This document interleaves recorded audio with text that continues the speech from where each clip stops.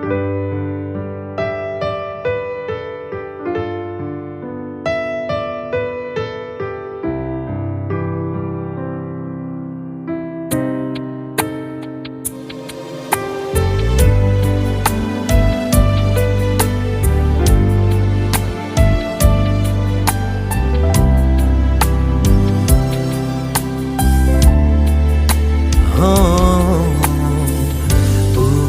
karena kebaikanku,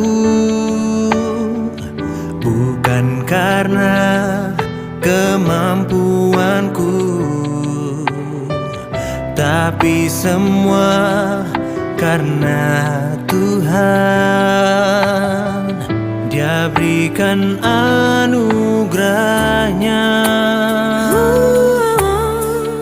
Bukan karena kehebatanku, Bukan karena kemampuanku, semua karena Tuhan ingat. Dia tepati janjinya. Semua karena anugerahmu, semua karena kemurahanmu, semua karena campur tanganmu. Kini semuanya untuk kemuliaan-Mu.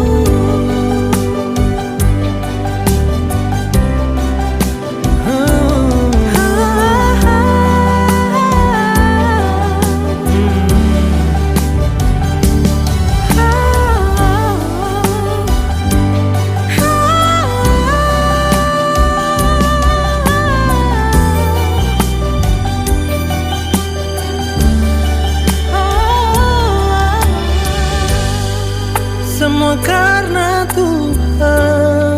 Semua karena Tuhan. Semua karena Tuhan. Semua karena Tuhan. Semua karena Tuhan. Oh, karena Tuhan.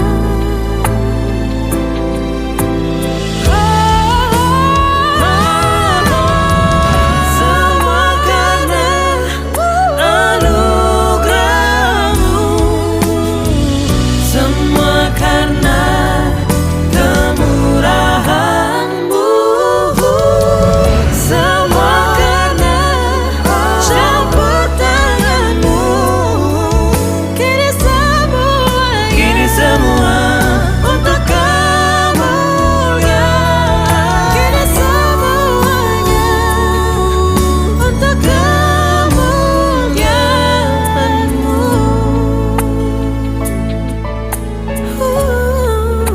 Hanya karena Tuhan, Dia baik bagiku.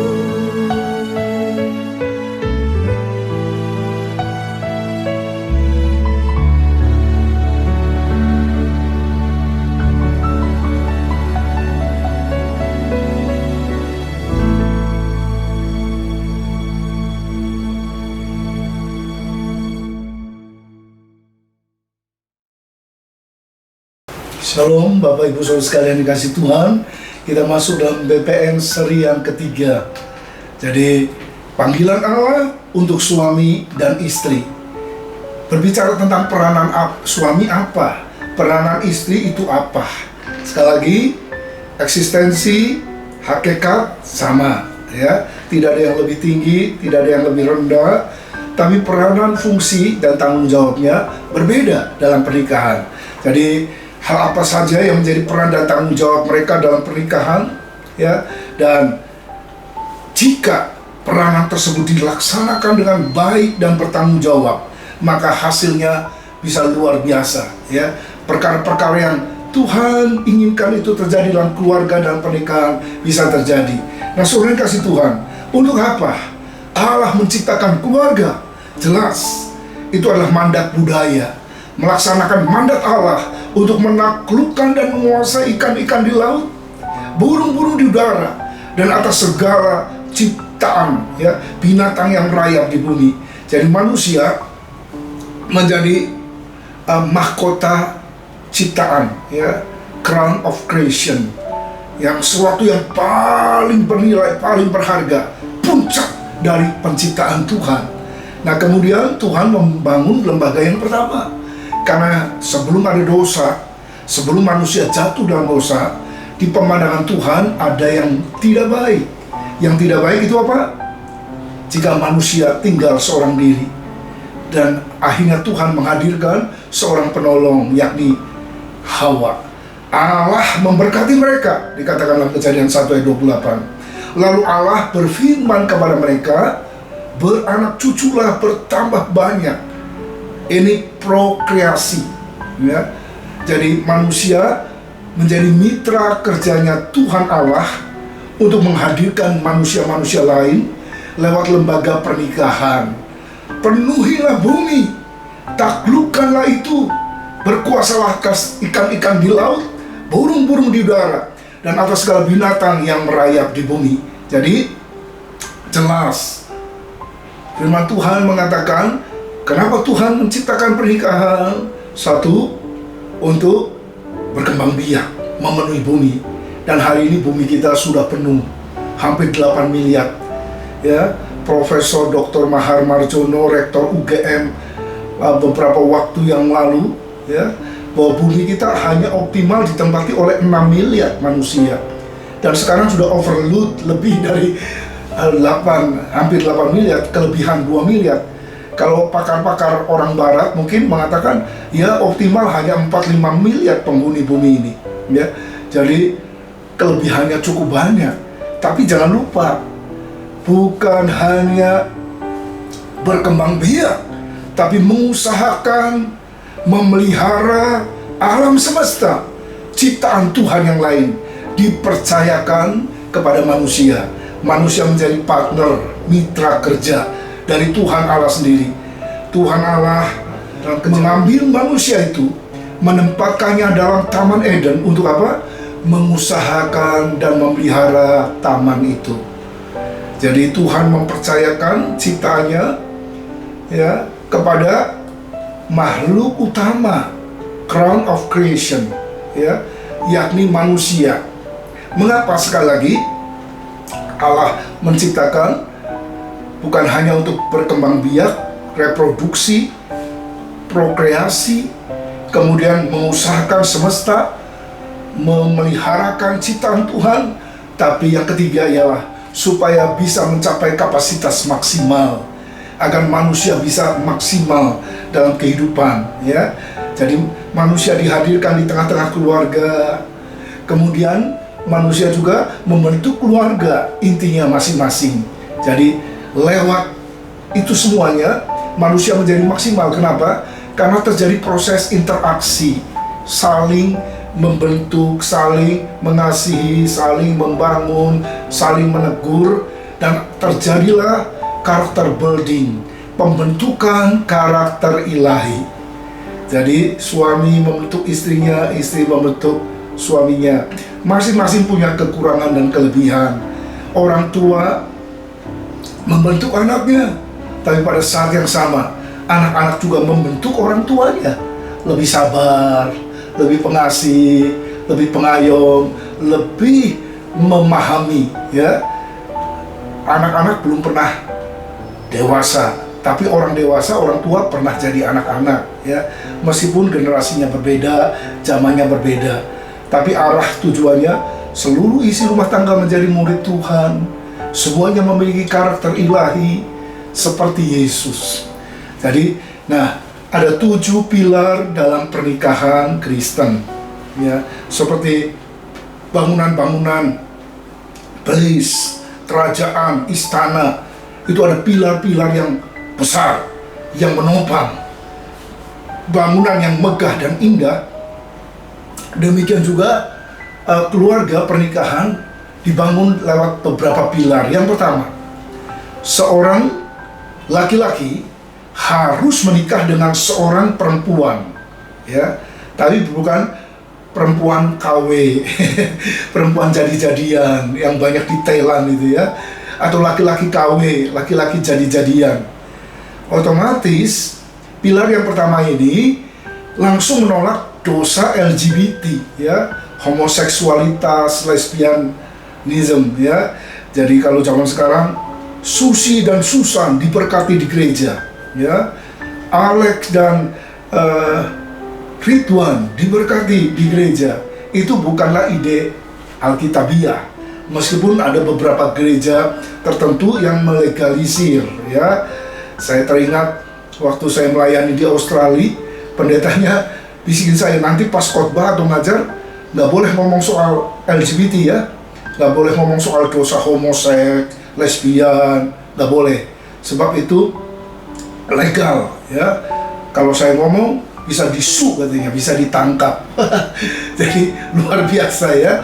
Jadi beberapa negara yang tadinya tradisi Kristen malah melegalkan dengan alasan kemanusiaan dan sebagainya, dengan alasan human right, tapi melanggar hak Allah ya. Jadi yang kedua, seorang laki-laki punya kedudukan dan harkat yang sama dengan perempuan di hadapan Allah. Dan pilar yang kedua ini menolak dosa diskriminasi perbedaan gender. Karena ada tradisi tertentu yang menganggap perempuan itu kelas kambing ya, tidak diperhitungkan.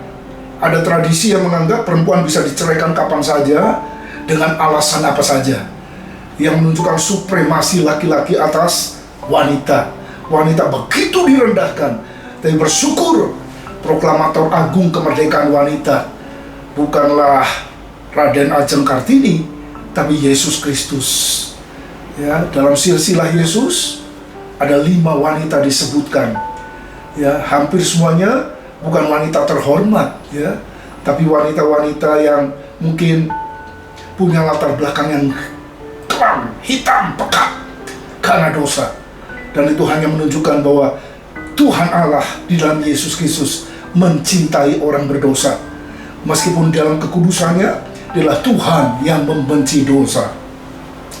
Pilar yang ketiga ialah seorang laki-laki hanya boleh bersatu, sedaging, setubuh dengan istrinya. Ya, dan ini menolak segala bentuk dosa perselingkuhan, persundalan, perzinahan, wanita intim lain, pria intim lain, pihak ketiga, ya, yang hari-hari ini menggoncangkan rumah tangga. Jadi kesetiaan suami istri terus-menerus diuji. Kebanyakan wanita itu diuji pada waktu lagi susah. Apakah akan tetap setia kalau suaminya nggak punya duit, ya? Ada uang abang sayang atau tidak ada uang abang melayang aja, ya? Dan kesetiaan seorang suami diuji pada waktu di puncak sukses, waktu lagi jaya, duit banyak berkelimpahan, ada pikiran mulai daun muda, perselingkuhan dan sebagainya, ya. Jadi saudara hanya bersatu, bersetubuh, sedaging dengan istrinya. Pilar yang keempat, pernikahan seumur hidup tidak bisa dibatalkan oleh pihak manapun. Hanya maut yang bisa menceraikan, karena sudah dipersatukan dengan Allah. Tuhanlah yang mempersekutukan dan mempersatukan serta memberkati. Jadi tidak ada alasan apapun untuk perceraian, ya.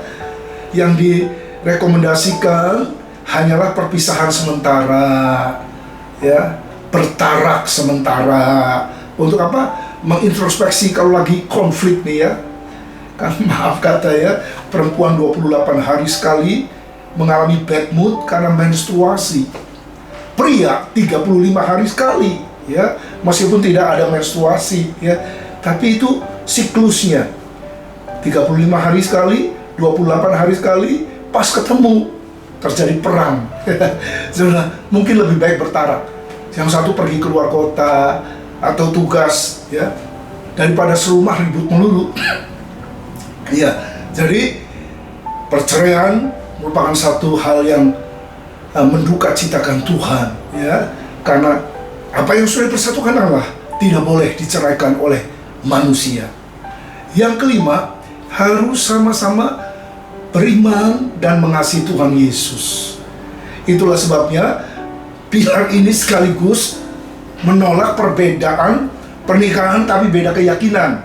Ya, jadi harus seiman. Karena terang dan gelap tidak mungkin bersatu.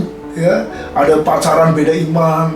Ya, tubuhnya untuk saya, nanti rohnya untuk Tuhan. Siapa tahu nanti dia bertobat. Saudara, itu satu halusinasi. Ya, lebih gampang memelorotkan atau menurunkan orang yang di atas daripada mengangkat orang dari bawah. Ya, jadi saudara, kalau tidak seiman, langsung coret aja dari daftar pilihan. Ya, tidak satu keyakinan, beriman pada Allah Tritunggal yang kudus dalam Yesus Kristus, Sang Penyelamat, Sang Penebus, ya, Pencipta, Khalik, sekaligus pembaharu kehidupan. Ya, dan pilar yang keenam, seorang laki-laki hanya boleh menikah dengan seorang perempuan, one on one. Itu berarti poligami, poliandri, ya, yang sekarang lagi marak dan dalam beberapa keyakinan dilegalisir, itu ditolak dalam kekristenan. Pernikahan yang kudus di hadapan Tuhan, sakral, adalah pernikahan monogami, satu laki-laki untuk satu wanita. Ya, sebenarnya kalau Tuhan ingin melegalisir pernikahan poligami, gampang saja. Dia ambil 5 rusuknya Adam dan dibikinlah Hawa, Hiwi, Howo, Hubu, Hewe. Ya. Jadi kan udah langsung 5, ya. Mau bikin 70 kayak mau bikin berapa bisa saja. Tapi 1 cukup, 2 kurang. Ya. Jadi kalau 1 istri itu cukup, tapi kalau 2 pasti kurang terus. Makanya nambah terus, gonta-ganti sedemikian rupa. Pernikahan Kristen sejatinya adalah pernikahan yang monogami. Dan pilar yang ketujuh, orang laki-laki hanya boleh bersatu dengan perempuan setelah diberkati. Ya, saya tahu ada budaya free sex di negara-negara barat, negara-negara timur, Hong Kong, China, beberapa budaya yang lain juga mengizinkan belum kawin boleh coba-coba dulu aja. Ya, siapa tahu nggak cocok dicoba. Ya, minyak angin aja nggak boleh dicoba-coba, apalagi kehidupan seksualitas. Ya, dan dengan pilar ini, ya, seksualitas itu kudus dan bisa dilaksanakan dalam format pernikahan yang sudah diberkati oleh Tuhan. Tidak ada free sex, tidak ada kawin kontrak, tidak ada kawin siri, kawin percobaan, kumpul kebo, ya, 7-Eleven, living together in sin dalam konsep pernikahan Alkitabiah. Ya, jadi Bapak Ibu Saudara sekalian, ini 7 pilar yang tepat yang menolak beberapa kebiasaan zaman now, ya, yang dianggap it's okay, no problem, ya. Tapi jelas itu bertentangan dengan Tuhan dan firman-Nya. Jadi yang pertama yang kita harus pahami dengan jelas, tandas, lugas, ya, dan tegas, ya, bahwa peranan suami jelas, mengasihi, melayani, dan memimpin istrinya. Mengasihi, kemudian melayani, baru memimpin. Jangan dibalik, ya. Memimpin istrinya, tapi tidak pernah mengasihi dan melayani, nanti dianggap diktator oleh sang istri, ya, saudara.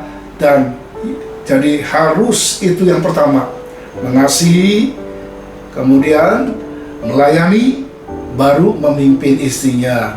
Kemudian sebagai imam, nabi, kepala, dan raja. Menarik, ya, suami adalah imam dari istrinya. Saya sering lihat di sinetron itu, ya, kalau lagi pacaran dari agama yang lain, kemudian ceweknya bilang gini, nanti kalau menikah terima kasih kamu mau menjadi imamku. Ini betul-betul Alkitabiah, ya. Itu dari agama yang berbeda. Istrinya minta supaya calon suaminya jadi imam. Mungkin dalam kekristenan belum pernah tuh saya dengar, ya, kalau saya menikah kamu jadi imamku. Tapi mungkin kalau saya menikah sama kamu, kamu jadi ATM-ku yang akan kuperas habis-habisan. Nggak pernah habis, terus aja. Nikahnya sekali, bayarnya seumur hidup. Terus setiap bulan harus setor, ya. Dan sudah jadi ATM yang non-stop. Harusnya jadi imam, jadi nabi, jadi kepala, jadi raja, ya. Nah, ini panjang lebar dibahas dalam buku. Bagaimana seorang suami mengasihi, kemudian melayani, memimpin istrinya untuk apa? Untuk terus ya meningkat dalam Tuhan. Jadi rumusnya jelas. Dalam pernikahan ada serangkaian interkoneksi yang jelas. Laki-laki dalam perkawinan membentuk keluarga akan mempengaruhi gereja, komunitas, dan sekaligus mempengaruhi bangsanya, ya. Jadi laki-laki, pria, ya, suami sebagai imam itu membangun kualitas kerohanian sang dalam kehidupan rumah tangga, membangun keintiman emosional bagi seluruh isi rumah tangganya juga, membangun sifat kepemimpinan dalam diri sang anak. Ya, kita sudah sering dengar ya, anak-anak itu melihat, bukan mendengar. Hobinya anak itu melihat. Good imitators but not good listener. Ya, anak-anak itu bukan pendengar yang baik, tapi mereka peniru yang baik. Apa yang dilakukan oleh orang tuanya, papa mamanya, itu yang di copy paste, ya, itu yang masuk dalam alam bawah sadarnya yang 85% itu, ya. Dan kemudian ketika dia menjalankan peran keimamanannya, maka dia juga menyalurkan berkat-berkat yang luar biasa, ya.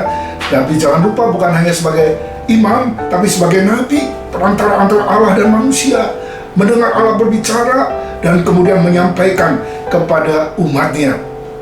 Dan sebagai raja, kepala, dia punya tanggung jawab untuk seluruh rakyatnya, ya, untuk seluruh isi rumah tangganya, ya, dalam bahasa perlindungan, berkat, pertolongan, pengayoman, dan teladan, ya. Jadi suami sangat penting dalam menjalankan perannya sebagai imam, nabi, kepala, dan raja, dan itu memberikan inspirasi, dan itu memberikan teladan, dan itu memberikan dorongan dalam kehidupan rumah tangga, ya. Suami sebagai perancang, sebagai pemikir, pengambil keputusan, ya, dia menjalankan peranannya sebagai servant leader, pembela dan pelindung hak-hak dari istri dan anaknya. Tapi kemudian kita beralih, ya, kepada peranan istri, yaitu sebagai penolong. Bagaimana dia bisa menolong sang suami, ya, dengan cara menghormati, mentaati, dan tunduk kepada suami. Alkitab dengan jelas berkata, dengan tandas, dengan keras juga diulangi dalam Efesus pasal 5, dalam Kolose pasal 3, hai istri, tunduklah kepada suamimu seperti kepada Tuhan. Jangan salah baca. Kalau salah baca bahaya. Hai istri, tanduklah suamimu. Bukan tunduk tapi berontak, ya, dengan tanduk-tanduknya, dengan kalimat-kalimat pedasnya, ya, saudara. Jadi helper, penolong, bukan herder. Penolong, bukan penodong, bukan perongrong, bukan penggarong, ya, tapi penolong, betul-betul penolong, helper, ya. Ini bukan berbicara siapa lebih kuat, ya, tapi itulah peranan yang Tuhan tetapkan. Dengan jelas, sekali lagi Paulus menegaskan kesetaraan suami dan istri, ya. Cuma diklarifikasi sekali lagi, peranan mereka berbeda. Suami sekali lagi dipanggil untuk mengasihi, melayani, memimpin istrinya, dan sebaliknya istri panggilannya adalah menolong sang suami, ya, dengan cara menghormati suaminya, ya. Tunduk artinya menyerahkan diri kepada kekuasaan, kemauan, dan otoritas orang lain, ya. Memilih meskipun mungkin tidak layak di suaminya, ya, mungkin ada banyak cacat, ada banyak kelemahan, ada banyak kekurangan, tapi karena Tuhan, saya mau tunduk kepada suamiku, ya. Itu sebuah komitmen yang kuat, ya. Dia juga taat, tunduk dalam peranannya sebagai pendamping, ya, supporter, penolong, ya, memotivator, memotivasi, karena kadang-kala suami juga bisa lemah dalam menjalani peranan sehari-hari, ya. Istri sebagai pendamping. Matthew Henry berkata, istri itu diambil dari tulang rusuk, bukan dari tulang kaki, bukan dari tulang kepala, bukan dari tulang tangan, Kalau tulang tangan, istri jadi ringan tangan gaplokin suaminya, ya. Tulang kepala, istri jadi tinggi hati, ya, mendominasi. Makanya ada DKI, ya, di bawah ketiak istri. Ikatan-ikatan suami takut istri, ya. Jadi bukan juga dari tulang kaki untuk diinjak-injak, tapi dari tulang rusuk untuk dilindungi dan dekat dengan hati. Jadi sebagai seorang pendamping, sebagai orang penolong, itu istri punya nilai lebih, adding value, nilai tambah, ya. Jadi istri dengan dengan kepekaan, ya, kepekaan karena biasanya punya indera keenam, ya, memberikan input, masukan, tapi yang luar biasa bukan hanya sebagai penolong, pendamping, tapi juga sebagai comforter. Istri sebagai penghibur, penopang, ya, di tengah-tengah suaminya yang galau, ya, bergejolak menghadapi tantangan kesulitan. Seorang istri penopang, tapi juga penghibur, memberikan penghiburan, kekuatan, ya. Bukan seperti istri Ayub, ya, ketika 10 anaknya mati, seluruh hartanya ludes, kemudian kena penyakit parah, kanker kulit yang begitu mengerikan. Malahan istri Ayub memaki-maki, ya, menghina, masih bertekunkah engkau dalam kesalehanmu? Kutuki Allahmu, matilah kau. Waduh, lebih stres lagi, lebih down lagi, ya. Seorang istri dikala dengan caci makinya itu bisa seperti silet yang tajam, ya, tapi dengan kata-kata penguatannya, encouragement, ya, itu bisa menguatkan laki-laki. Seperti Abraham ketika disuruh pergi dalam usia 75 tahun dari Haran, ya, comfort zone nyaman, ke negeri yang tidak mereka ketahui. Istrinya nurut, ikut saja, ya, panggil suaminya tuanku, master, ya. Kalau kurios itu owner, ya. Jadi istri adalah milik sang suami, taat sedemikian rupa. Saudara, kemanapun kamu pergi, kalau pepatah Jawa berkata, istri itu swargo nunut, neraka katut. Ke surga dia bisa ikut, ke neraka juga dia bisa ikut. Tapi saya harap suami-suami takut akan Tuhan, mengasihi Tuhan, tidak akan pernah membawa istrinya masuk ke dalam neraka, baik neraka nanti atau neraka dunia, ya, neraka penderitaan, kesulitan, ya, dan sebagainya.